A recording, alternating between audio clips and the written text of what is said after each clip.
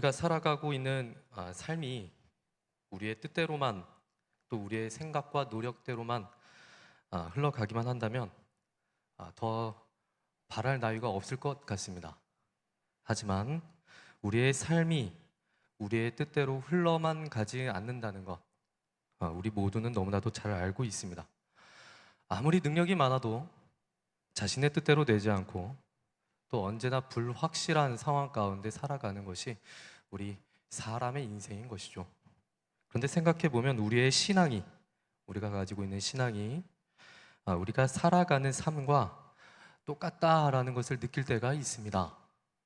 모든 것이 평안해서 스스로 하나님을 찬양할 때가 있는가 반면에 죽을 것 같은 위기를 느끼고 하나님을 애타게 찾을 때도 있다는 것이죠.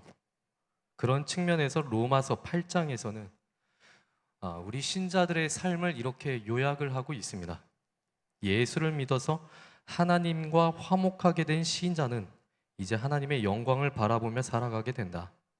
그런데 하나님의 영광을 바라보며 살아가는 신앙생활의 구체적인 과정은 끔찍한 고난으로 되어 있다.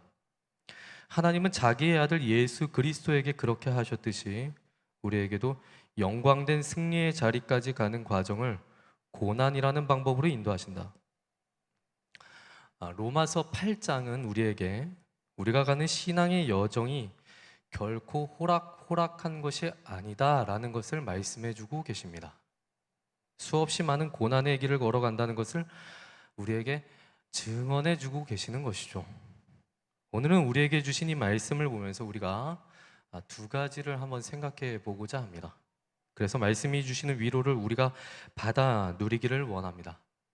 그리고 사도 바울이 로마 교회의 성도들에게 확신의 참말로 위로를 했던 넉넉히 이기느니라, 이 고백이 우리의 입에서 함께 고백되어지기를 소망합니다. 오늘 말씀의 첫 번째 메시지는 우리는 실제적인 고난을 겪는다입니다. 우리는 실제적인 고난을 겪는다. 이 고난이 얼마나 큰가 하면은 우리 같이 말씀을 보면서 확인을 해보도록 하겠습니다. 로마서 8장 22절과 23절 그리고 26절을 한번 보도록 하겠습니다. 오늘 우리가 읽은 말씀의 앞부분인데요. 22절에서는요, 피조물인 창조 세계가 모두 함께 탄식하면서 함께 고통을 겪고 있다라고 말씀을 하고 계십니다.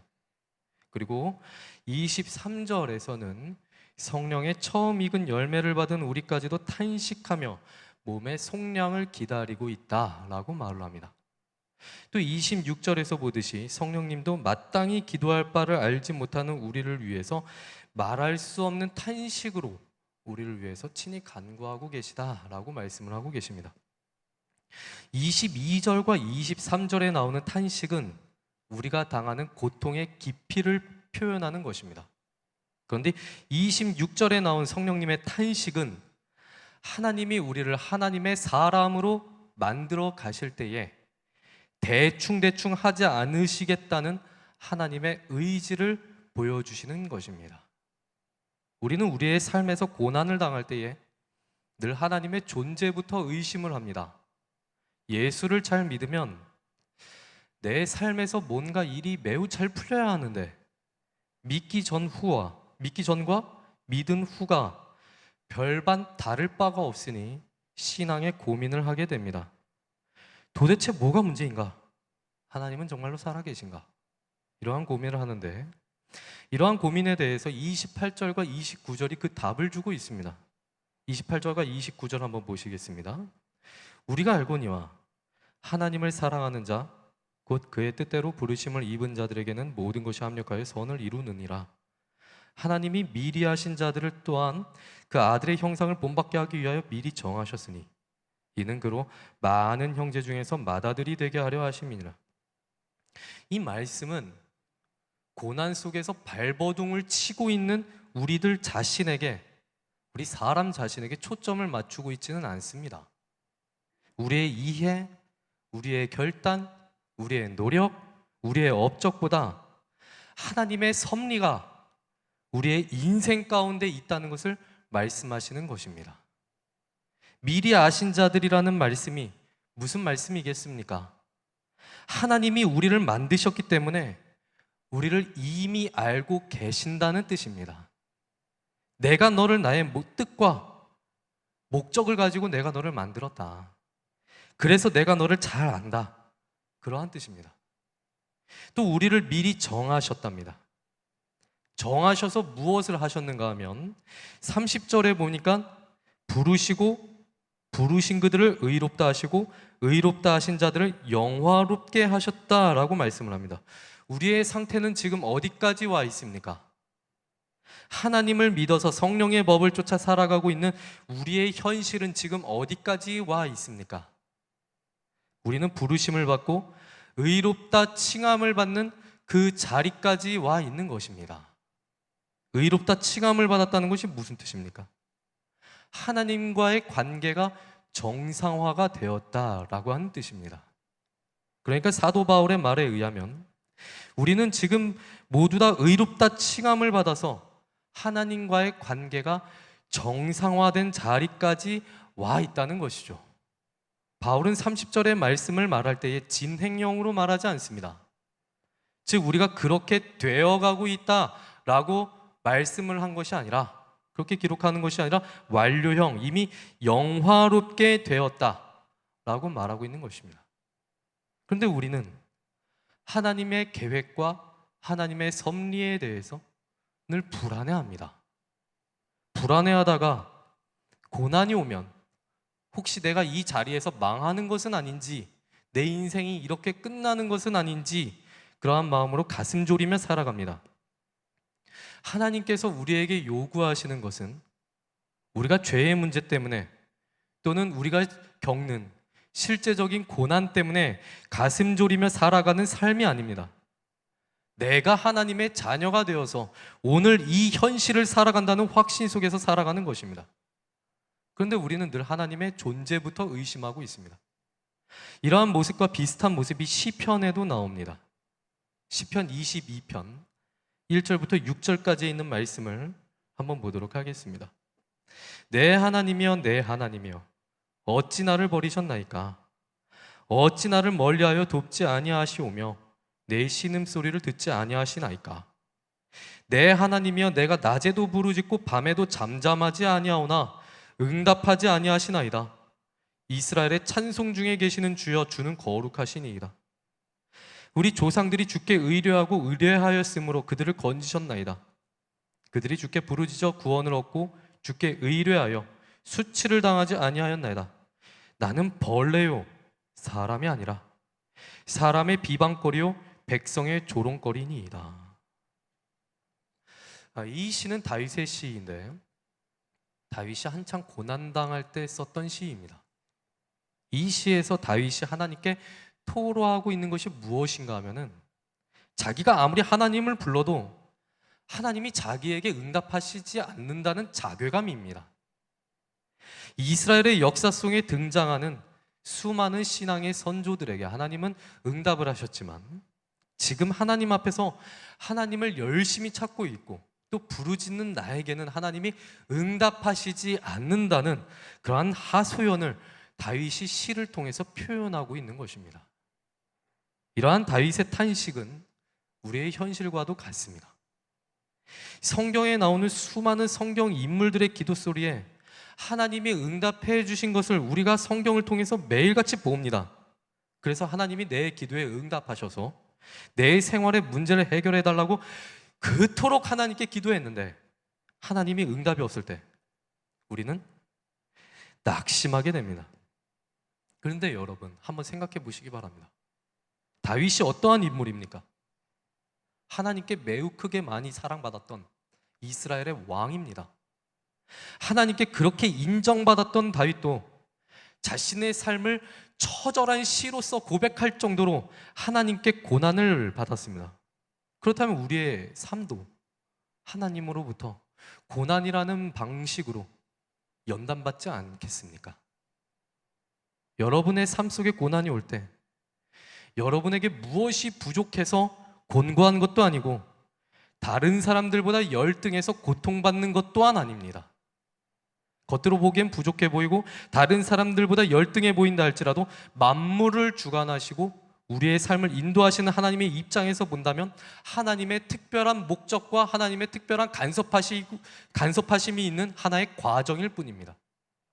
로마서 5장 3절과 4절을 한번 보도록 하겠습니다.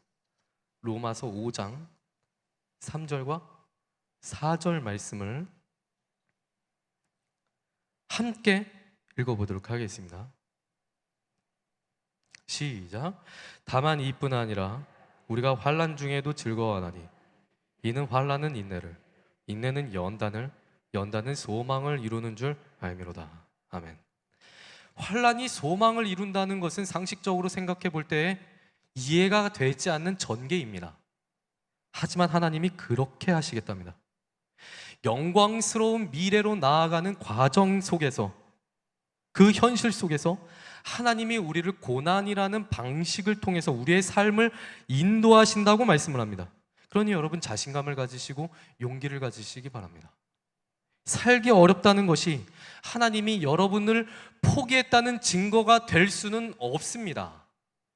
지금 비록 힘들고 닥쳐오는 환난 때문에 모든 것을 다 포기하고 쓰러지고 싶다 하더라도 여러분, 쓰러진 그 자리에서 다시 일어서야 합니다. 하나님을 믿는 우리는 쓰러진 그 자리에서 아주 망하는 존재가 아닙니다. 하나님은 고난이라는 방법을 통해서도 우리의 삶을 인도하고 계십니다. 하나님이 우리를 손수 만드셨는데 우리를 위해서 일하고 계시는 하나님의 선하신 손길이 지금 이 자리에서 예배하는 우리 모든 성도님들에게 함께 하시길 축복합니다. 두 번째 메시지는 하나님은 왜 고난이라는 방식으로 인도하시는가입니다. 하나님은 왜 고난이라는 방식을 통해서 인도하시는가? 이것에 대한 대답을 생각할 때 우리가 예수님을 생각하면 이해가 좀 더 빠를 것 같습니다. 하나님이 자신의 영광을 드러내셨던 가장 대표적인 방법이자 가장 기뻐하셨던 방법은 바로 예수님의 십자가입니다. 히브리서 2장 9절과 10절까지에 있는 말씀을 우리 화면을 통해서 함께 확인해 보도록 하겠습니다. 제가 봉독합니다. 오직 우리가 천사들보다 잠시 동안 못하게 하심을 입은 자, 곧 죽음의 고난을 받으심으로 말미암아 영광과 존귀로 관을 쓰신 예수를 보니, 이를 행하심은 하나님의 은혜로 말미암아 모든 사람을 위하여 죽음을 맛보려 하심이라. 그러므로 만물이 그를 위하고 또한 그로 말미암은 이가 많은 아들들을 이끌어 영광에 들어가게 하시는 일에 그들의 구원의 창시자를 고난을 통하여 온전하게 하심이 합당하도다. 아멘. 예수님이 고난을 통해서 하나님의 영광을 완성하셨다라고 합니다. 십자가는 수치와 고통 그리고 죽음입니다. 여러분, 죽음이 무엇입니까? 끝입니다. 더 이상 무엇을 어떻게 할 수 없는 끝이라는 것이죠. 더 이상 소망이 없는 상태를 말합니다. 우리 인간이 하나님께 죄를 지어서 인간에게는 하나님과의 단절이라는 그런 벽이 생겼습니다. 그리고 이 벽 때문에 우리는 흙으로 돌아가야만 하는 인생을 살게 되었습니다. 그런데 하나님께서 우리 인간을 위해 인간의 몸을 입으시고 어디까지 내려오셨는가? 죽을 자리까지 내려오셨습니다. 이것이 바로 예수님의 고난입니다. 하나님이 신자를 고난이라는 방법을 통해서 일하게 하신다. 또한 고난이라는 방법을 통해서 하나님이 우리의 삶 가운데 역사하신다. 이것을 모르면 우리의 삶에 어떤 문제가 생기는가 하면 우리가 살아가는 삶을 인과응보의 관점으로만 생각하게 됩니다. 잘하면 복받고 하나님께 불순종하면 벌받는다. 이 말이 사실 성경의 큰 뼈대 중에 하나이긴 합니다. 구약 성경 중에 신명기 전체가 이 인과응보에 대해서 설명하고 있습니다. 그런데 이 인과응보라는 방식이 하나님께서 일하시는 원칙 중에 하나이긴 하지만 하나님이 일하시는 방법 중에 하나를 표현할 뿐이지 그것이 전체다라고 말할 수는 없습니다. 그런데 우리가 당하는 고난을 부정적으로만 생각하는 경향이 있습니다. 옆에 있는 사람이 고난을 당할 때 마치 저 사람에게 있는 전염병이 나에게도 찾아올까 봐 그런 고난 겪지 않게 해달라고 기도하는 것이죠. 하나님이 일하시는 방법 중에 고난이라는 방식이 있다는 것을 우리가 생각하지 못하는 겁니다. 그래서 고난은 잘못했을 때만 받는 벌로서만 생각을 합니다. 누군가 고난을 당하면 그 사람이 무슨 잘못을 해서 잘못을 하나님 앞에서 저질렀기 때문에 고난당한다고 생각을 하는 것이죠. 병원 신방을 가보면 가끔 가다가 환우들 옆에서 이런 말씀을 하시는 분들이 간혹 가다 계시는 것을 봅니다. 어떤 성도님, 빨리 회개해야 돼. 지금 틀림없이 하나님이 회개하라고 사인 주시는 거야. 빨리 회개해야 돼. 그런 말씀 하시는 분들 종종 만납니다. 하나님이 고난이라는 방법을 통해서 일하시고 고난 속에서도 그 사람의 인생을 붙들고 계신다는 생각은 못 하시는 것이죠. 히브리서 2장 9절은요, 예수님이 이 땅에 오신 목적을 설명하고 계십니다. 죽음을 맛보려 하심이라. 하나님을 거부해서 죽음으로밖에 갈 수 없는 아무런 가치가 없는 인간의 삶 속에 하나님께서 직접 뛰어들어 오셔서 자신의 목적을 이루시겠다고 말씀하시는 겁니다. 하나님께서 그렇게 하셨다면 우리가 겪는 고난은 문제가 되지 않습니다. 하나님이 오히려 우리에게 다가온 그런 고난을 통해서, 우리에게 주신 고난을 통해서 우리를 향하신 계획과 우리를 향하신 목적을 이루어가고 계신다면 우리가 당하는 고난은 오히려 하나님이 부르신 삶의 자리요, 하나님이 일하시는 현장이 됩니다. 고린도후서 4장 8절부터 12절까지 있는 말씀을 한번 확인해 보도록 하겠습니다. 우리가 사방으로 우겨쌈을 당하여도 쌓이지 아니하며 답답한 일을 당하여도 낙심하지 아니하며 박해를 받아도 버림받지 아니하며 거꾸로 뜨림을 당하여도 망하지 아니하고 우리가 항상 예수의 죽음을 몸에 짊어짐은 예수의 생명이 또한 우리 몸에 나타내게 하려 함이라. 우리 살아있는 자가 항상 예수를 위하여 죽음에 넘겨짐은 예수의 생명이 또한 우리 죽을 육체에 나타나게 하려 함이라. 그런즉 사망은 우리 안에서 역사하고 생명은 너희 안에서 역사하느니라. 아멘. 우리 신자가 우겨쌈을 당한다고 말씀을 하십니다. 답답한 일을 당한다고도 합니다. 박해를 받고 거꾸로 뜨림을 당한다고도 말씀을 하십니다. 그런데 결과가 어떻습니까? 쌓이지 아니하고 낙심하지 아니하고 버림받지 아니하고 망하지 않는다라고 합니다. 그 이유가 무엇입니까? 바로 우리의 인생을 붙드시는 하나님의 능력이 우리의 육체에만 제한적으로 머무는 것이 아니라 우리의 영혼을 붙들고 계시기 때문입니다. 이제 오늘 우리가 읽은 본문으로 돌아와서 로마서 8장 35절과 36절을 한번 확인해 보도록 하겠습니다.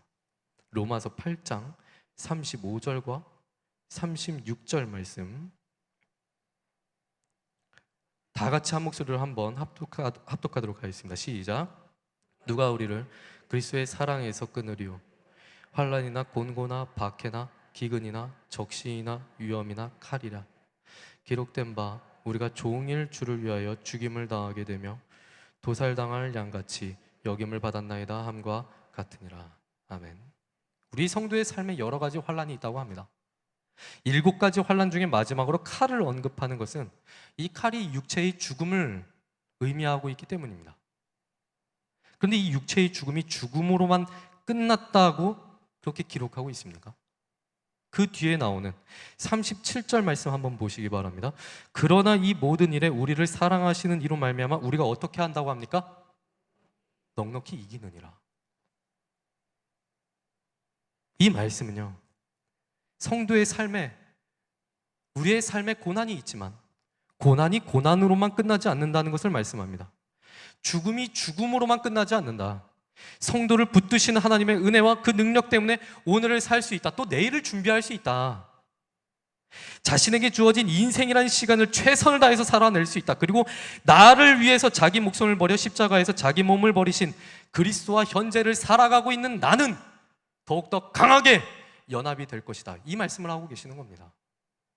그리고 마지막 38절과 39절 말씀에서 바울은 자신이 지금까지 주장했던 내용에 대해서 확신을 가지고 그리스도 예수 안에서 우리의 영혼은 안전하다고 말을 하고 있습니다. 바울의 말처럼 우리의 영혼은 예수 그리스도 안에서 안전합니다. 아무것도 우리를 향한 하나님의 사랑에서 끊을 수 없습니다.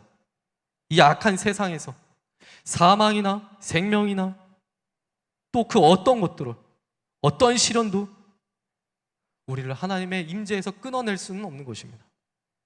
천사와 악마와 같은 그 어떤 영적인 세력도, 심지어는 하나님께서 만드신 그 어떠한 강력한 피조물이라 할지라도 하나님께서 우리를 위해 이루신 구원의 역사를 무효로 만들 정도로 강력하지는 않습니다.